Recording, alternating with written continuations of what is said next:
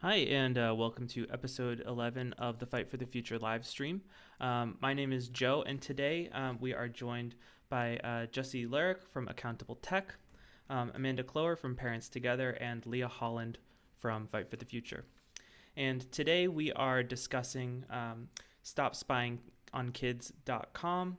It's a new campaign that us and these organizations are working on, and I'm just going to go ahead and kick it to Lia to give us sort of an overview and review the new page and tell us what's going on. Yeah, absolutely. Thanks, Joe. It's great to be back on the stream. Hey, everybody. So for a long time now, we've been working on and exploring the issue of surveillance capitalism and how that practice is extremely harmful to everything from the state of democracies around the world to our own mental health. And one of the questions that we always ask ourselves when we're looking at these sorts of issues is, who is most vulnerable here?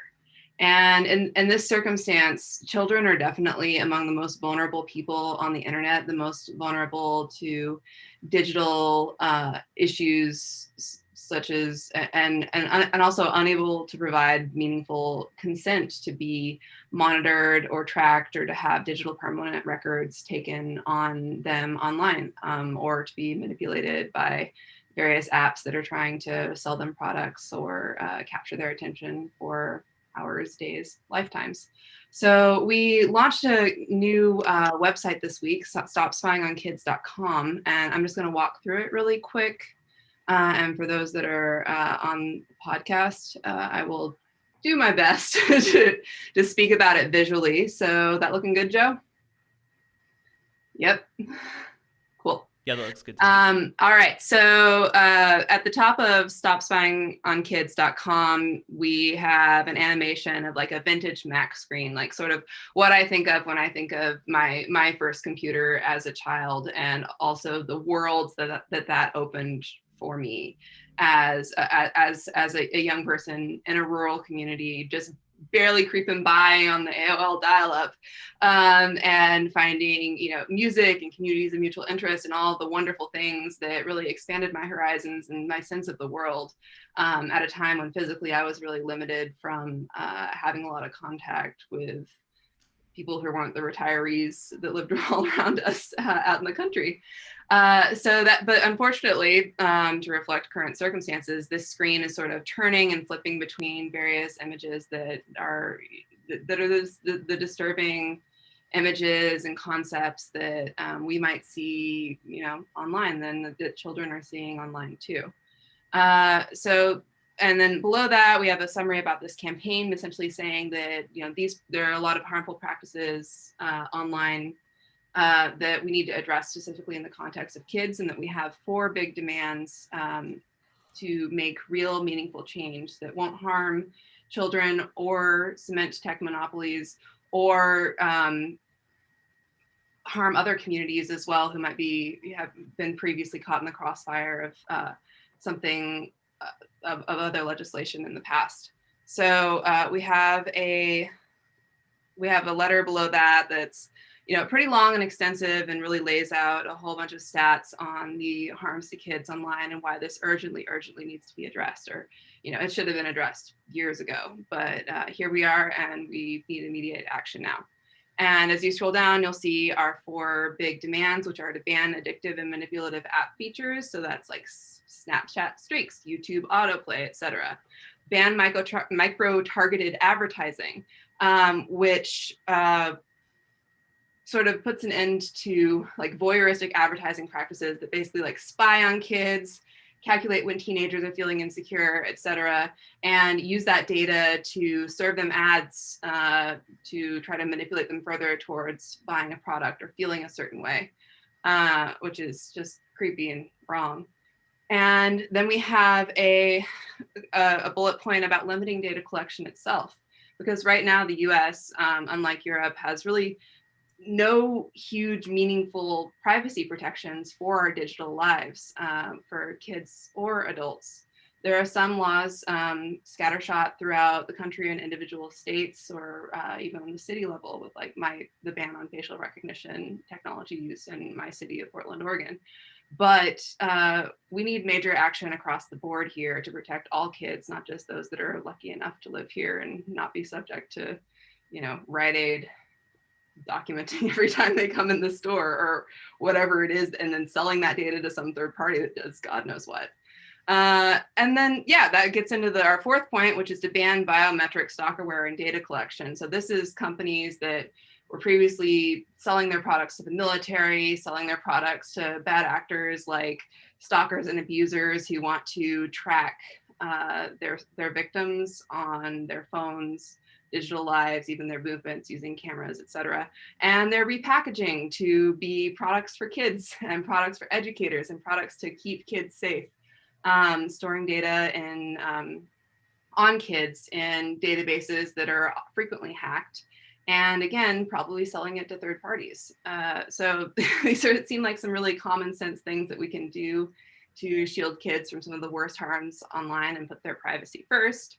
And then this letter was signed by, I think we're at 16 right now, and there was another one this morning, I'm forgetting the name, organizations, and has been delivered to various Senate and congressional offices. And we are just getting started on this campaign and on surfacing these changes specifically because from our perspective as human rights organizations, as digital rights organizations, as technologists, as parents, as as conscientious members of a diverse community, we strongly feel that these are the changes that need to be made in a way that does not harm other people or cause collateral damage. The locus for us is to put children's privacy first and to let that guide the decisions that we're making.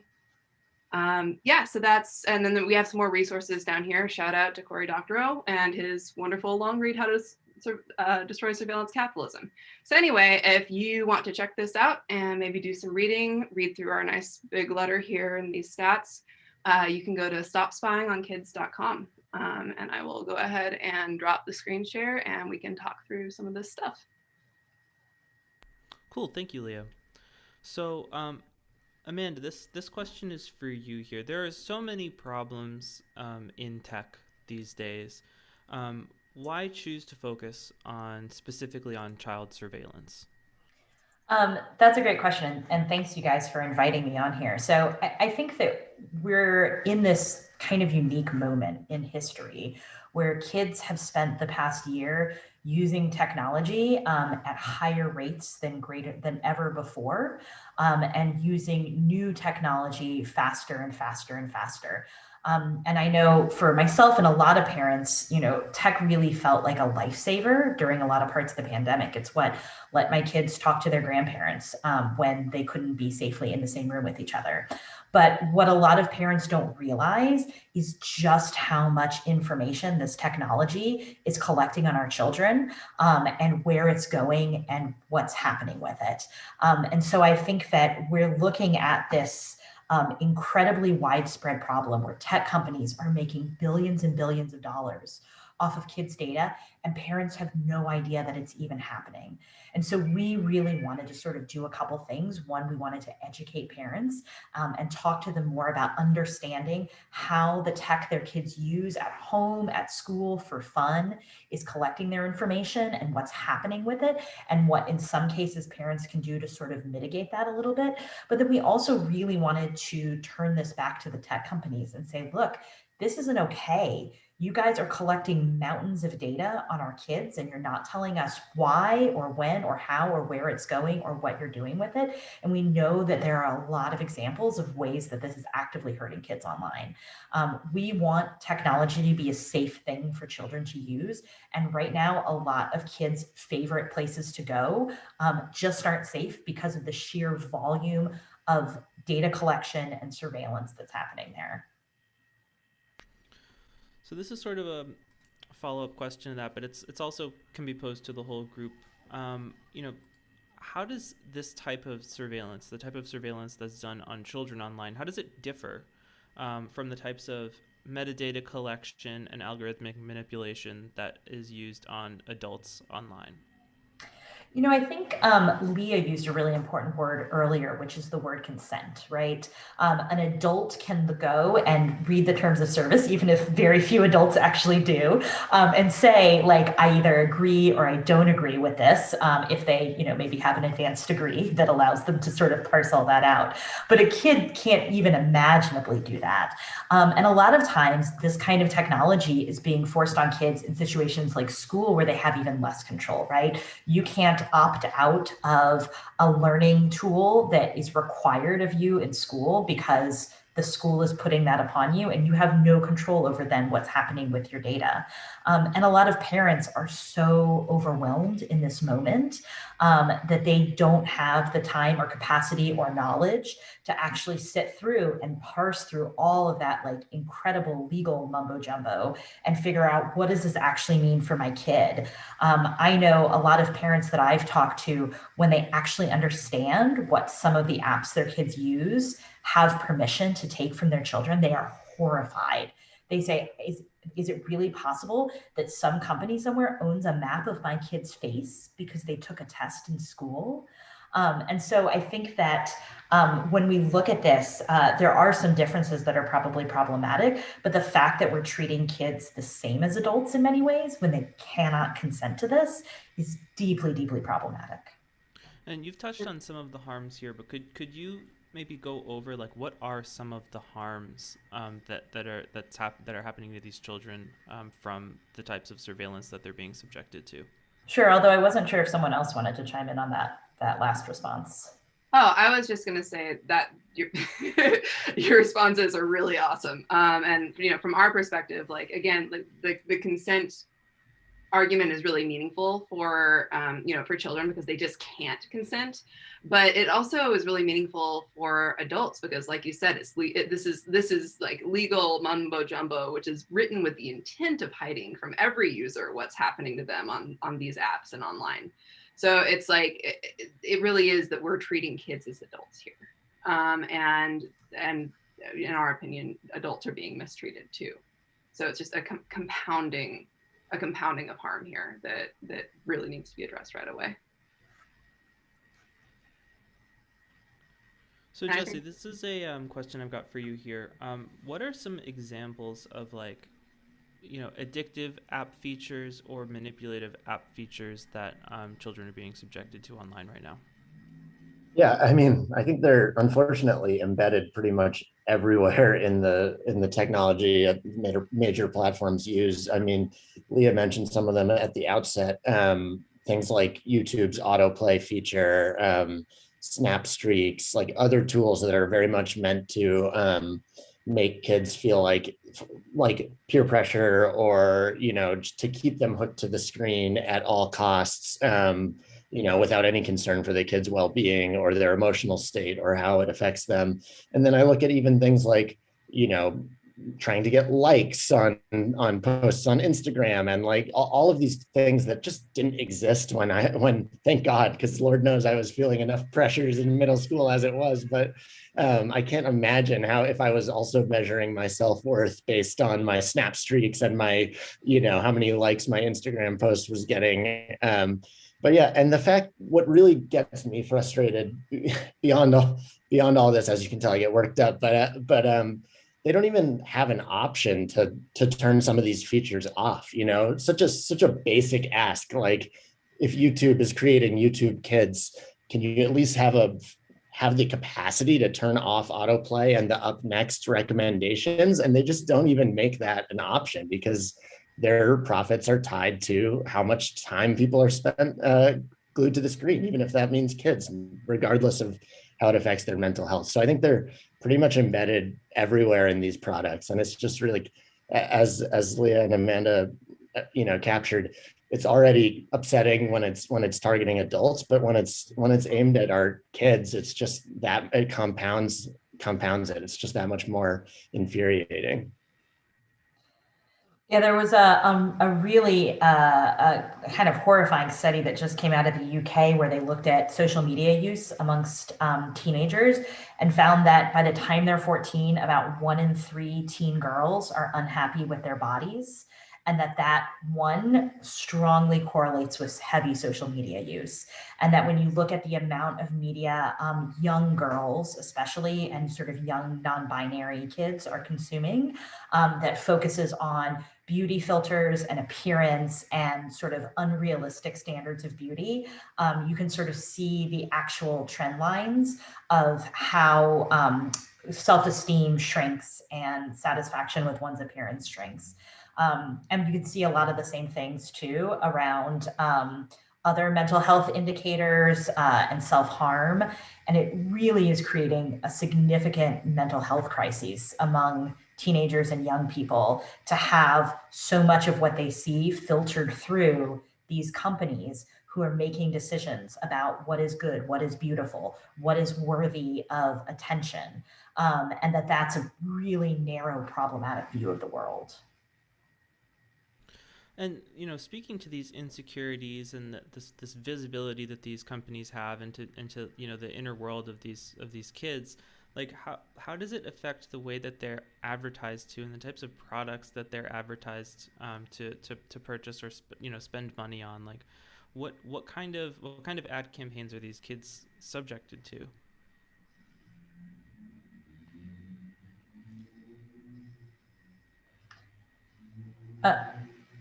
I mean, you can go ahead and take that one first, Leah. Yeah, I'm thinking through, examples of just it on many of these platforms. I don't think that there are any sort of filters at all to say like these users are kids, or like the ads that are served to them should be restricted because they're children. So like if you're following a bunch of like super skinny Instagram models on Instagram, you're probably getting ads for weight loss, diet pills, like exercise, etc. If you and you can just like sort of trace that idea on down the line to a large extent that kids are seeing, like in order to exist on these platforms to a large extent and not use like the baby versions, which are uncool and also have their own associated social stigma for kids as young as elementary school.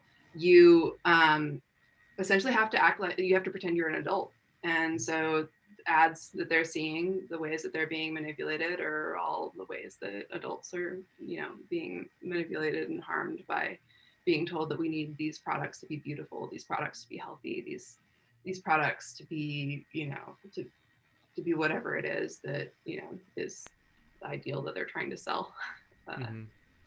I think one of the most insidious forms of advertising to children too, especially, is like the sponsored video or the sponsored post. Because as an adult, I can look at this person being like, look at this miracle cleaning product, and see that little ad sign and be like, okay, I know what happened here. This company paid this person to say how great this cleans, and I'm going to like think carefully about whether or not I actually want to try that cleaning product. And kids don't know that, right? They see a kid unboxing like the LOL surprise like egg thing, and they're like, this is the greatest toy I've ever seen. And they just assume that that's because that's the greatest toy that has ever existed. And then that's all they want. And so I think that those are especially insidious because these platforms have blurred the line between what is an ad and what is entertainment content or educational content. And we can't expect 6, 7, 8-year-olds to know the difference and be able to like use their discerning mind and say, like, maybe this is something that I need to give a little bit more critical thought to. Does this go deeper? Like, do you find that children might be more, like, not only just for advertisements and, like, stealth advertisements, like product placement, but do you think that perhaps children are more susceptible to things like hoaxes and disinformation online and the type of content that they consume? Yeah, I think that there's, I was trying to remember the recent study that I had seen, but there have been some studies where they've shown kids, I think it was a website to save the northwestern tree octopus. So it's an octopus that lives in trees. It's actually a really great website. I'll try to find it and share it around. But they show kids these fake websites and see whether or not they can discern whether or not this is a hoax or fake news. And kids generally score pretty poorly, right? This is often something that's being presented to them by a trusted source, which is, for a lot of kids, these platforms are trusted sources. And so they assume, okay, this must be accurate. And a lot of kids have self-reported that they've unintentionally shared stuff that they then later found out was fake because it was set up to trick them. I mean, I was a former summer camp counselor. I can tell you that the kids, if they trust you, given that they thought that I was after dinner going to play for the Boston Celtics and then making it back for cabin time at the end of the night, I think they're definitely more prone to believe what they're shown, especially if it's coming from a trusted source, whether that's a camp counselor or a platform that they've been told to trust, or taught to trust. So yeah, it's definitely concerning. There's definitely some nostalgia on my part when I say this, but I feel like when I was growing up, a lot of the children's content, especially on like broadcast television, was fairly curated and like legitimately educational, stuff like Sesame Street and things on PBS. And I don't get the same sense from like YouTube Kids content. Would you say that like the type of content that children are consuming on these platforms is even close to the same quality that more curated content that previous generations were exposed to was? Go ahead, Amanda. No, you go ahead. I was going to say, I know a bunch of lawmakers sent a letter recently about YouTube Kids in particular, calling it something like a vapid wasteland of useless content, which I thought was an apt description. And it's true. I mean, like they said, I think they found something like 4% of the videos on YouTube Kids were legitimately educational. And there's just, and this is a problem across these platforms, but the incentive structure is just so wrong on so many fronts. And especially when it comes to kids, there's not really an incentive the way that like PBS had, their only incentive was to show educational content, their public broadcasting, it's a lot more worthwhile for YouTube and for the creators to be creating things like unboxing videos, which Amanda mentioned earlier, where like, kids may not realize that the entire point is to push some product on them, but that's the point, and the point is to keep kids glued to the screen so ads can be shown. And so, yeah, I do think, I think it's, not just a nostalgic thing on your part. I mean, it's a reality that this is just not at the level that it should be when it comes to education.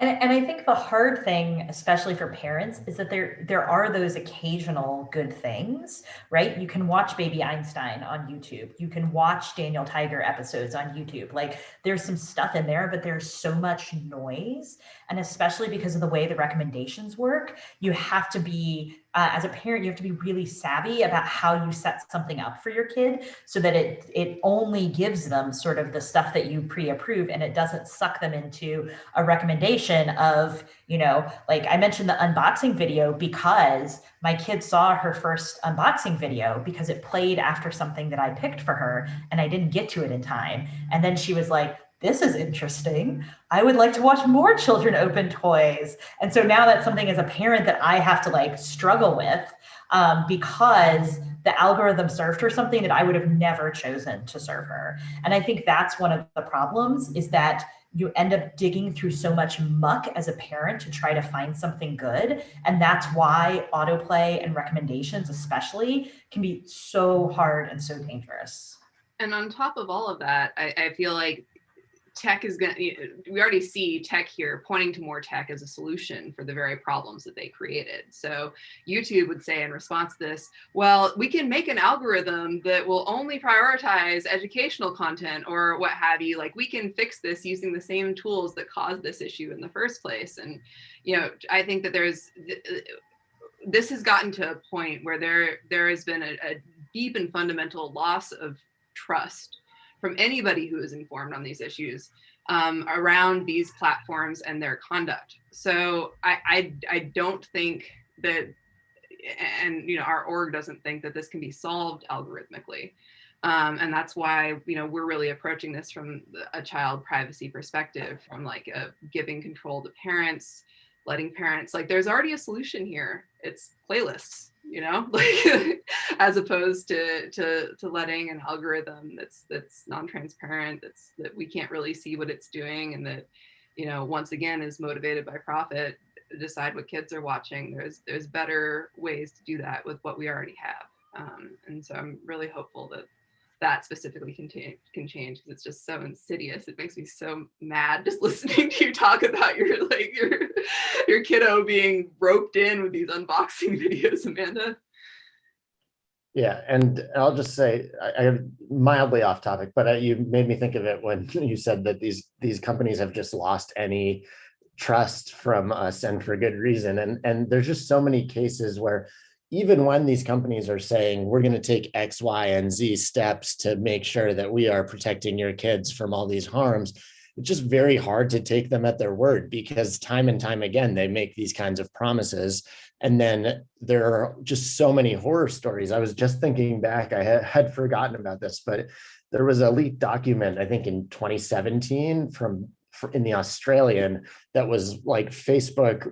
It was an internal Facebook document basically geared towards advertisers, showing them how they were able to targeting kids as young as 14, targeting kids based on their emotional state, so that you could advertise to kids when they were feeling insecure specifically, or, and Facebook, of course, put they say, oh, this is taken out of context and we don't actually do this. And yeah, but it's like, there's just no goodwill left for a lot of these companies. And so when you know that they have this wealth of data, the stories that they're telling parents versus the stories that they're telling advertisers are often very different.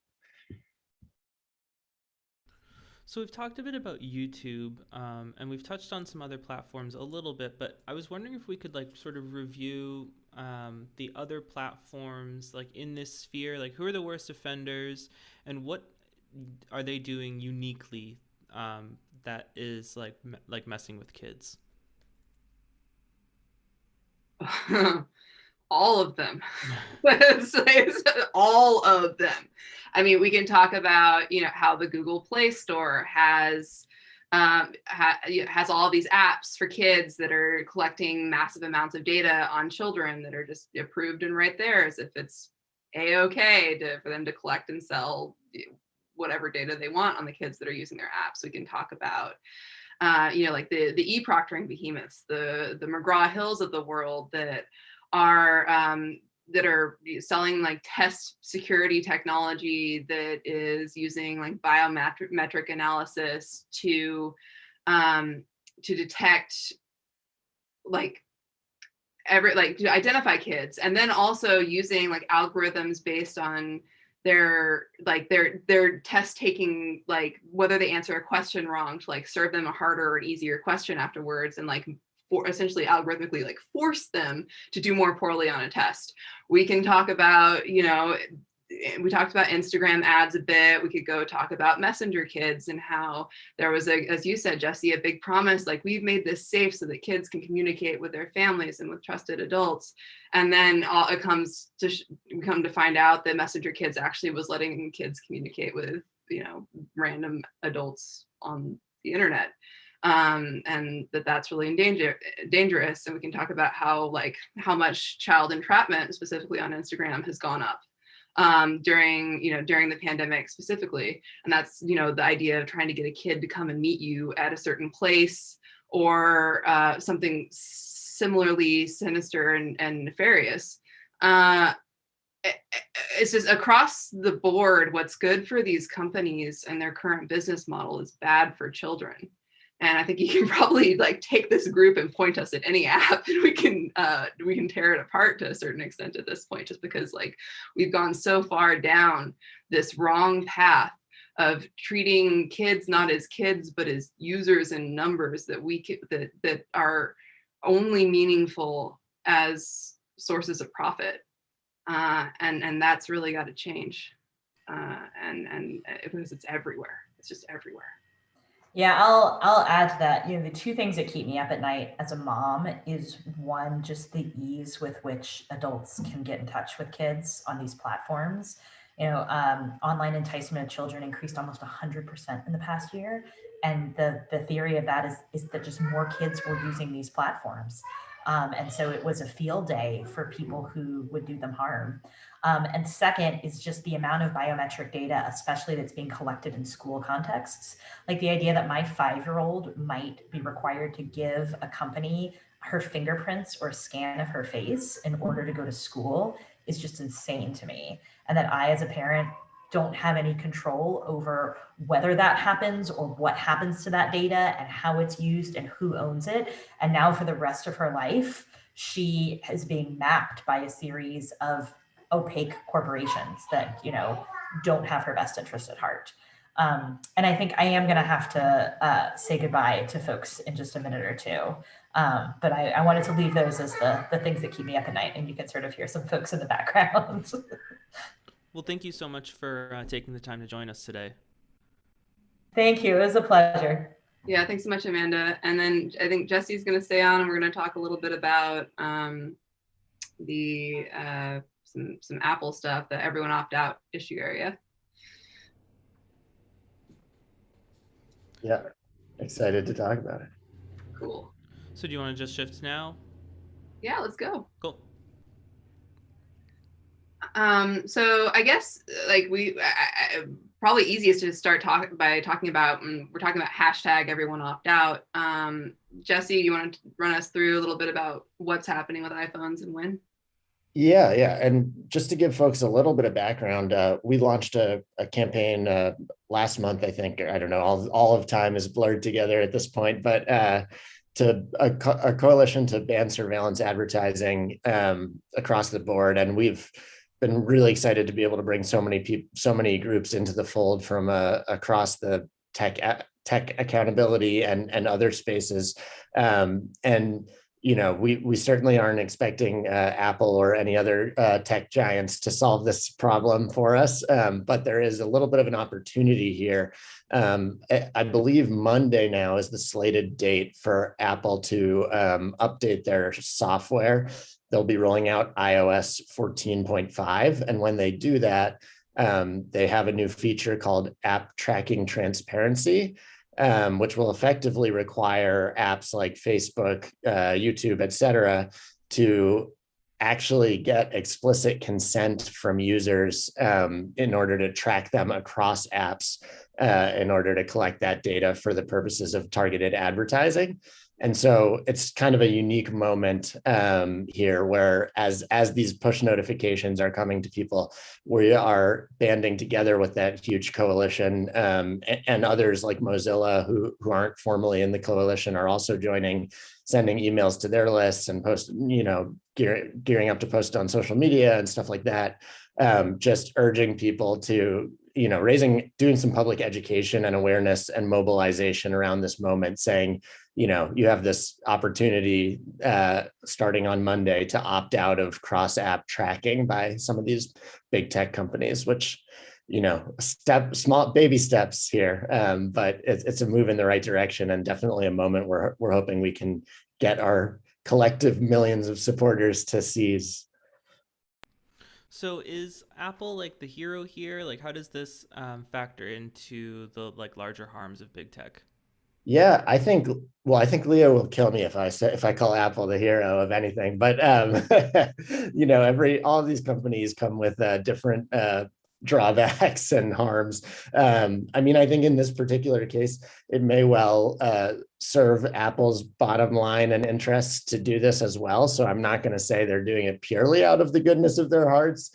And Leah can probably speak more eloquently than I can about the ways in which Apple uses surveillance as well. But in this particular case, I do think they're on the right side of this issue, giving folks an opportunity to opt out of being tracked by Facebook and the likes across apps.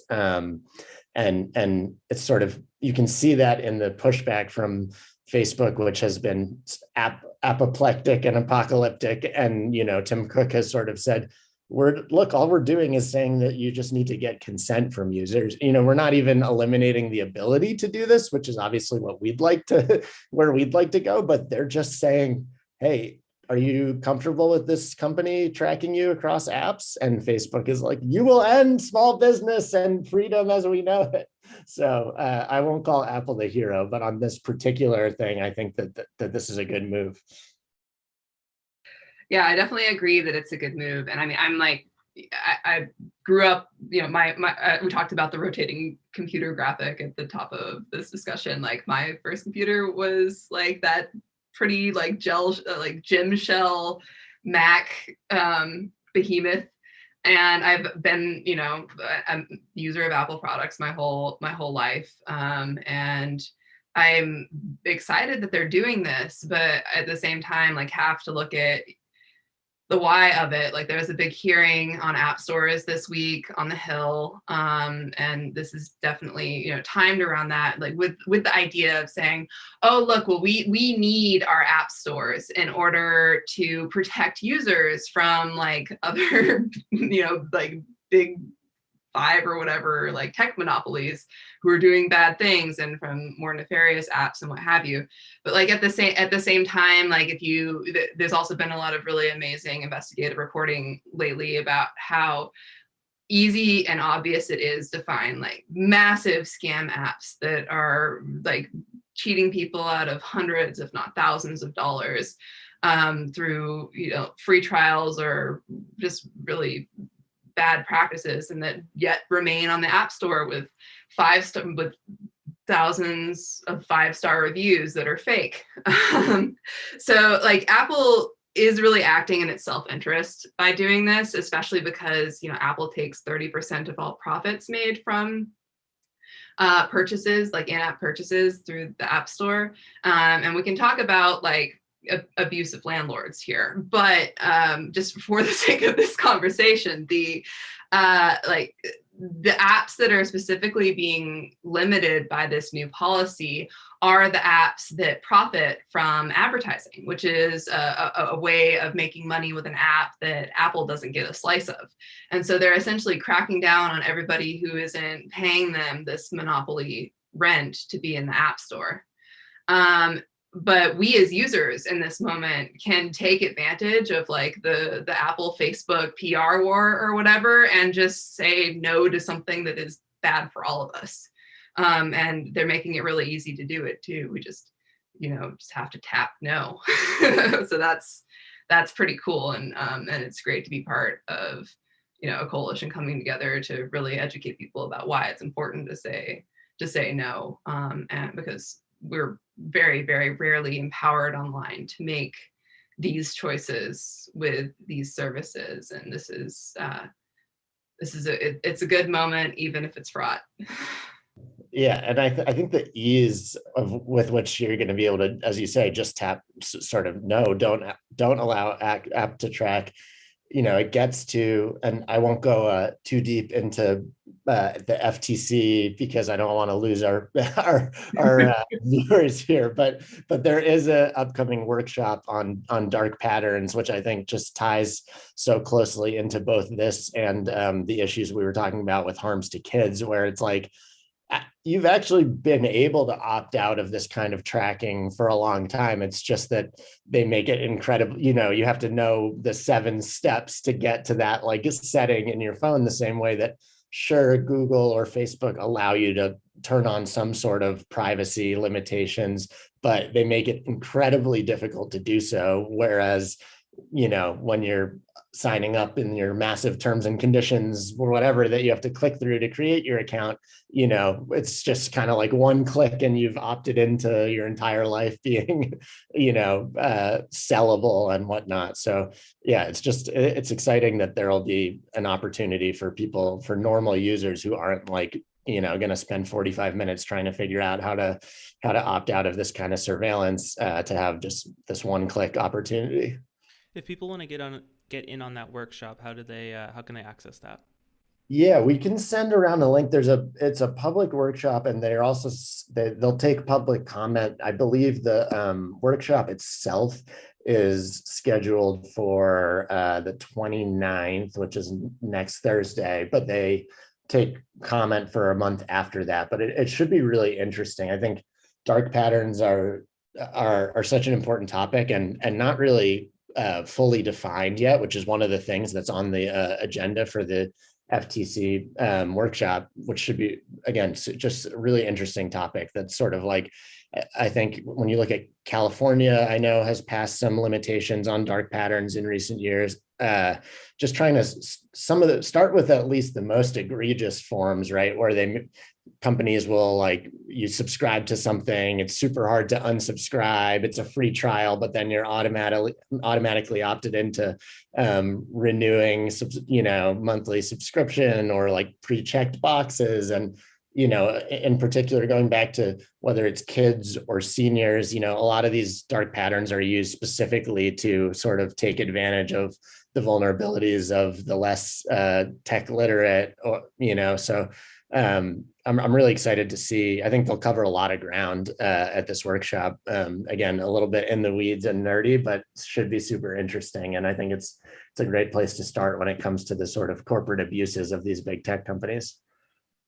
And so, who are some of the organizations that are involved in the banned surveillance advertising coalition? Yeah, I think it's the single most exciting thing to me about this coalition is how broad the coalition is. There are a lot of times that privacy and competition will be at odds with one another, or there's really tough civil rights questions that, where freedom of expression versus making sure that you're stopping hate speech online. There's so many questions that are just nuanced and tricky and really split the tech accountability advocates. But we were able to bring together everyone from Fight for the Future and privacy focused groups like Epic, to the Center for Humane Technology, to LULAC, and a bunch of leading civil rights groups, Public Citizen, and even groups like Guns Down America. And it just is a really broad coalition. Parents Together and Campaign for a Commercial-Free Childhood. It's just really exciting to have so many anti-defamation league. I'll stop, but if I could go on and on, but I'm really excited that we have antitrust folks, privacy folks, civil rights folks, parent advocates. It's just really exciting.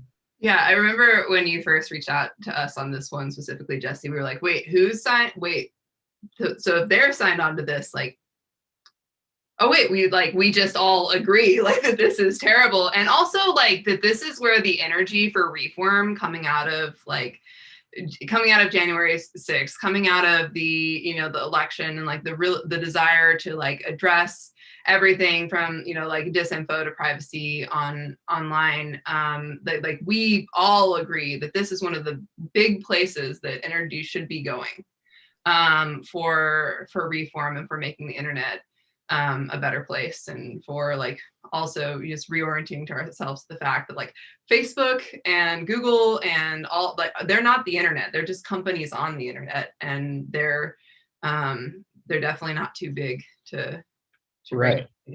And we were just, and that's that was really one of the major impetuses for this coming out of January 6th, was to try to direct that energy that there, I think there is a ton of energy out there for bold reform that goes at these big tech companies, and I think that we were very eager to move the conversation beyond content moderation and who should or shouldn't be deplatformed, and get to the structural problems of the incentives and the business model that motivates these companies to surveil each user and amplify extreme content and push people into echo chambers so that they can just feed them more and more hyper targeted ads. And so I think that's one of the ways we were able to get such a broad coalition, is moving beyond the conversation about deplatforming and getting to the business model. Totally. Collectively, we see a sickness here, and we see some real ways to solve it. So where is the nexus for all of this? I know we've got the everyone opt out hashtag, but is there a website that people can go to, and what kind of actions can individual users take to participate in this? Yeah, I think the hashtag is definitely an easy way for any user to engage and spread the word to their friends. I think a lot of these orgs are going to be activating their email lists. So hopefully, our goal is to really just make as many iOS, iPhone, iPad, et cetera, users aware of this in advance and around the launch of the new update as possible, so that folks can opt out. And then, more broadly, if folks go to bansurveillanceadvertising.com, they can sort of join this coalition and stay in the loop on other opportunities like this moving forward. And I think one of the most important things here is just public education, because so many, I think there's a widespread frustration with the way that these platforms are impacting society writ large, but I still think there's a little bit of a education that needs to be done on the extent to which the entire discourse is being, warped and manipulated in order to pad big tech's bottom line. The algorithmic, I know Fight for the Future has been great about drawing attention to, away from just deplatforming and toward, algorithmic amplification and recommendation tools. And we discussed a little bit with YouTube's autoplay feature and stuff like that, but the algorithmic amplification and recommendation of the worst content, the most, sensationalized content, polarizing content on these platforms is just so destructive. But yeah, if folks go to bansurveillanceadvertising.com, they can check out some of the many harms of the business model and plug in for future engagement. Awesome. Yeah, that website is so great. There's so many different sections to it where you can see the different ways that this is being harmful. And I would encourage anybody who doesn't really feel up on this to check that out, because it's a great primer. And then on top of that, specifically for this kids campaign that we discussed, the stopspyingonkids.com letter is really a start. It's our opening presentation of what we think these changes need to be and how we can protect kids online. And we are planning a really robust, larger rollout of education, of petitions to legislators and companies and to the education secretary, and to really make an effort to better teach parents, as Amanda said, of what's actually happening here, because as soon as people know, people are outraged. But again, these bad practices are being purposely hidden from parents because they're so objectionable, and there's a multi-billion-dollar apparatus that is laser focused on parents not finding out how their kids are being treated online. So yeah, I'm looking forward to more of that, and we'll be shouting about it from all the Fight for the Future accounts. So stay tuned there too. So I just wanted to thank you, Jesse and Leah, for joining me today. It was a really good discussion, and I just wanted to review some of the resources that people can go to access this content. So for for Stop Spying on Kids, you can go to stopspyingonkids.com, check out the letter, and you can check out the resources as well. Bansurveillanceadvertising.com to check out what we were just talking about now. If you like content like this, please make sure that you subscribe to the channel, that you click the reminder bell so that you can get notifications for when we go live with content like this again in the future, and that you like this video, because as we were talking about, that we need to harness the algorithm to criticize the algorithm, unfortunately. So please, if you like this video, click the like button. And also, another way to sidestep that is we actually have a text line. So if you text live to 68788, we will text you when this goes live. This is to solve, one, sometimes people don't get notifications, and two, maybe people don't want to participate in the algorithmic amplification. So you can always do that. Text live to 68788. We're also on Spotify and Apple Podcasts if you want to listen to the audio-only version. Those links are down in the description. Thank you, everyone, for listening in today. Thank you, Leah and Jesse, for joining. And I think that's it for this week. So thanks, everyone. Awesome. Thank you so much, Joe. Thanks so much for having us.